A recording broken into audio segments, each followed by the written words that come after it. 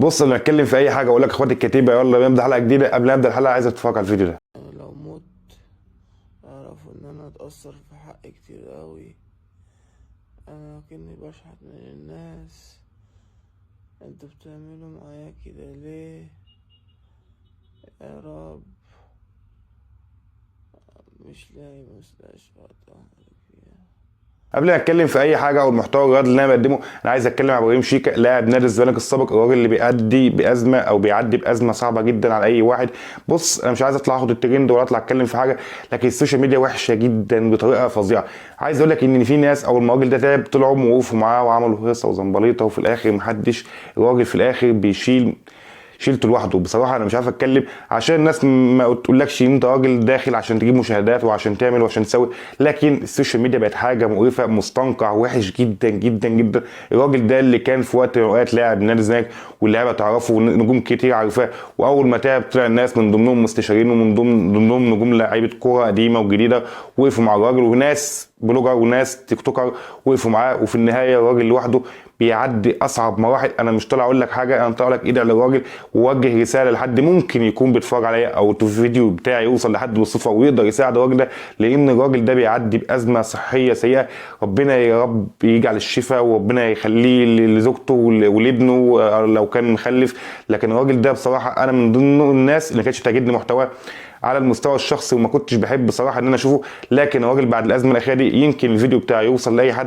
وبصراحه نتمنى الشفاء العاجل لابراهيم شيكا والراجل يرجع لبيته ولمراته ويرجع يبقى احسن من الاول تاني. لكن لو تقدر تساعده باي حاجه، لو الفيديو بتاعه وصل لاي حد يقدر يساعده بحاجه فيا ريت ما يتاخرش. وانت او الناس كلها اللي يقدر نقدمه لابراهيم شيكا هو ان احنا ندعي له. انا مش عايز اتكلم او مش عارف اتكلم في الموضوع ده لان انا حطيت نفسي مكانه والوضع سيء جدا، ان انت تبقى راجل سبحان الله يعني في حته كويسه وربنا يبتليك ان شاء الله اللي تلاقي ده يكون وراه حاجه وابراهيم شيكا يجي احسن من الاول بكتير. والله انا لو في ايدي المساعده كنت اقدر اساعد، وان شاء الله الفيديو ده يكون طريق يوصل الناس اكتر وتقدر تساعد اللاعب ده. اخواتي الكتيبه السلام عليكم ورحمه الله وبركاته. بدايه جديده وحلقه جديده وجايين نتكلم فيها في اخبار النهارده. حلقه النهارده جايين نتكلم على فوز النادي الاهلي على استاد ابيجان وفوز نادي بيراميدز على سجاده 5-1. النهارده يوم مميز للكره المصريه، انتصار عريض للنادي الاهلي وانتصار لبيراميدز على سجاده، وفوز المنتخب النهارده على تونس وتاهله للدور القادم. بص انا قبل ما كنتش عايز اعمل فيديو بصراحه، لما جاء قدام الفيديو بتاع ابراهيم شيكا حفزني اكتر ان اطلع اتكلم، لان الماتش النهارده في بعض النقط كنت عايز اتكلم فيها لكن مش نقاط مؤثره. لكن في نقطه عايز اتكلم عليها، ان هو بصراحه في لعيبه بتقدر تاخد اللقطه وفي لعيبه عايشه على المنظر اللي هو ازاي. هقول لك يا سيدي، قفشه النهارده عمل ماتش عالمي، احسن لاعبي النادي الاهلي على الاطلاق، بل هو مش واحد من احسنهم، لا هو احسن لاعب النهارده محمد مجدي قفشه. بصراحه انا عندي اختلاف مع كولر، الراجل ده ازاي ما بيلعبش. بصراحه انا راجل زملكاوي، لما كان قفشه بيلعب قدامنا او قدام ماتش مهم يا الاهلي كنت بخاف منه، الراجل اللي بيجي من عنده الخطر. بصراحه قفشه بيقدم مستويات بيقول لك خلاص المفروض يلعب اساسي، مش عارف بصراحه. اما لعب مكان امام عاشور النهارده عمل مستوى عالمي. وبصراحه الفرقه ما كانتش فرقه منافسه، يعني استاد ابيجان ما كانتش فرقه خطر بالنسبه للنادي الاهلي، لكن فوز النادي الاهلي بثلاث اهداف ادى اريحيه للعيبه، اللعيبه ارتاحت كده وهديت والدنيا بقت 100 فخلاهم يلبسوا الهدف الاول والهدف الثاني. لقطه كهربا وانا هقولها لك، ومش عشان خاطر ان لاعب مسجل النهارده، كهربا لعيب خساره ضيع نفسه بسبب اللقطه وبسبب حاجات كتير. على فكره كهربا لو ترجع لبدايه كهربا مع انبي ومع الزمالك ومع اتحاد جده السعودي، كهربا كان من ضمن اللعيبه المميزه في مصر بحالها، بل يعتبر كان سوبر ستار اللعبه المصريه بامانه. يعني الراجل ده كان بيقدم مستوى مع اتحاد جده ومع الزمالك وقبلهم مع انبي يأهله يلعب في ادخل انديه في اوروبا. لكن هي العقليه زي ما قلت لك، هي العقليه اللي بتودي لعيب في حته وعقليه بتودي لعيب تحت خالص. يعني محمد صلاح بص ممكن ما يكونش من امهر اللعيبه على مستوى العالم، لكن النهارده اتفرج على انجازاته واتفرج على ارقامه، والراجل النهارده بعقليته وتطوره وصل لحد راح فين.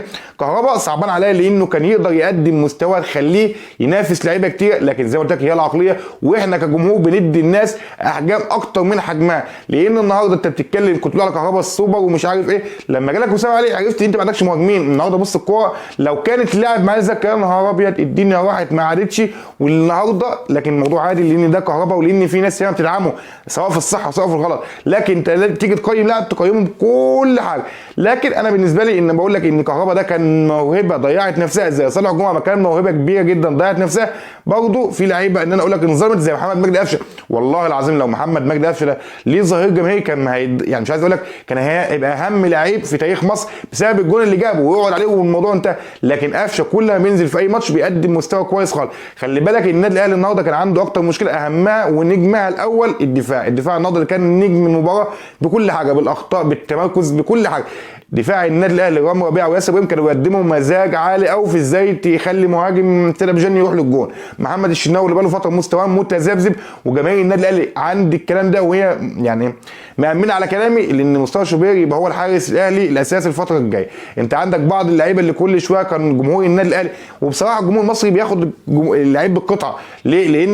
لان طارق محمد طارق اللي كان بيقدم مستوى كويس في ماتشين ثلاثه، النهارده بقى له ماتشين اثنين مستوى سيء جدا. فالناس اللي كانت طالعه تقارنه بزيزو، ايه الاخبار؟ ايه الاحوال؟ زيزو اللي كان بقى له ثبات للمستوى بقى له 3 سنين، النهارده طارق محمد طارق لعب ماتشين ثلاثه الدنيا قامت ما عادتش وطارق يروح المنتخب. لكن احقاقا الحق محمد مجدي قفشه من اللعيبه المظلومه.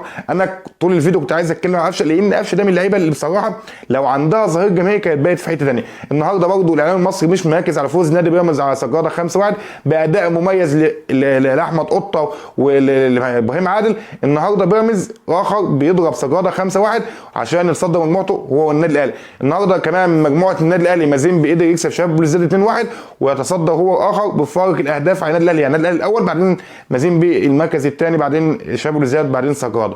الزمالك عنده مهمه صعبه بكره ان شاء الله، والماتش اللي مصعبه عليا ان بدون جمهور. خاف من الزمالك في اول ماتش على ارضك بدون جمهور، في ذكريات وحشه قوي بتخليني انا اخاف في اول ماتش الزمالك في اي بطوله بصراحه، سواء في الدوري سواء في افريقيا. ذكريات زباله عايزه تعدي من دماغي ان شاء الله على خير. وانا قلت لك في بدايه الفيديو ان انا مش عايز اطلع اتكلم كتير، لكن النهارده في حاجه كمان كنت عايز اتكلم فيها. النهارده جمال علام رئيس اتحاد الكوره بره محمد عادل في التسجيل الصوت المسرب اللي اصدره الكابتن ابراهيم فايق مع احمد عبد الباسط الصحفي. طب عايزين نشوف بقى كابتن ابراهيم فايق هيرد يقول ايه؟ هيطلع يقول الراجل ده كان غلطان ولا ايه؟ ان شاء الله هنشوف ايه اللي هيحصل بكره. وكمان لجنه الحكام بتقول ان بكره هيبقى في على صفحتها الرسميه التسجيل الصوتي لجنه الفار عن طريق ضربه جزاء يحيى تطلع اللي كان عليها مشكله. هنشوف الحكام قال فيها ايه، لكن هل الكلام ده صحيح؟ بكره هنتفرج ونشوف. في النهايه زي ما بقول لك انا كنتش عايز اطلع اتكلم واقول لك حلقه، لكن موضوع ابراهيم شيكا كان هو الدافع ان اطلع اتكلم. يمكن انا اكون سبب ان الفيديو يوصل لناس كتير، وان شاء الله الفيديو ده يوصل لناس كتير. لو ما قدرتش تعمل له حاجه شير الفيديو، وما تشيرش الفيديو يا سيدي ادعي له ان شاء الله الراجل ده يتم عليه بالشفاء. وهنا انا وصلت ملخص اخبار حلقتنا. لو عجبتك الحلقه واول مره تشوفني ما تنساش تعمل لايك واشتراك وتفعل زر الجرس عشان يوصلك كل جديد. سلام.